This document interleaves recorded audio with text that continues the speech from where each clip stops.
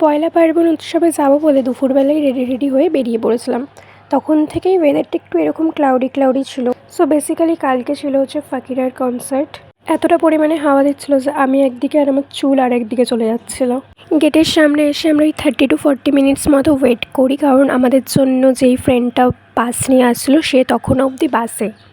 দেন সে এসে আমাদের কাছে পাসটা দেয়, আর আমরা উল্টো দিকের আরেকটা গেট ছিল, ওই গেটটা একদম ফাঁকা ছিল, তো সেই গেটটা দিয়ে আমরা এন্ট্রি করেছিলাম। আর এই যে হলো সেই মহান ব্যক্তি যে আমাকে কোনো সময় আমার ভাইয়ের অভাব ফিল করতে দেয় না, সারাক্ষণ আমার সাথে মারপিট করে। ইনফ্যাক্ট আমিও করি, ও মারলে আমি কেন ছাড়বো। এত অবধি তো সব ঠিকঠাক ছিল, আমরা বেশ ঘুরলাম, খাওয়া দাওয়া করলাম, ছবি তুললাম। ফাকিরার জন্য টানা 3 থেকে 4 ঘন্টা মতো আমরা ওয়েট করার পর দেখলাম ঝোড়ো হাওয়া দিচ্ছে, বৃষ্টি পড়ছে ঝিরিঝিরি।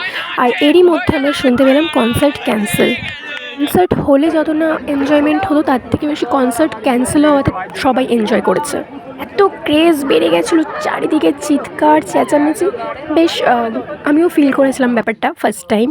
তারপরেও বেশ কিছুক্ষণ দাঁড়িয়ে থাকার পর ওখান থেকে আমরা চলে আসি। আর দেখতেই পাচ্ছ কতটা হাওয়া দিচ্ছিল। এরপর যেহেতু খুব জোরেই বৃষ্টিটা নেমে এসেছিলো, আর আমার কোনো কিছু ক্যাপচার করা পসিবল হয়নি ততক্ষণে। ফাকিরের গান না শোনার কোনো দুঃখ নেই, কারণ এটা তো আমি এর আগেও শুনে নিয়েছি, ইনফ্যাক্ট দেখেও নিয়েছি তাকে। তো আমার কোনো আফসোস নেই, তাই এই মোমেন্টটাই আমি খুব এনজয় করেছিলাম। আর এমনিও আমার এই হালকা এই ঝোড়ো ঝোড়ো হাওয়া ব্যাপারটা বেশ ভালো লাগে। লিটারালি আমি তো গান করতে শুরু করে দিয়েছিলাম ওখানে। যদি বাড়ি ফেরার তাড়া না থাকতো, আর একটু টাইম হয়তো ওখানে থাকতাম।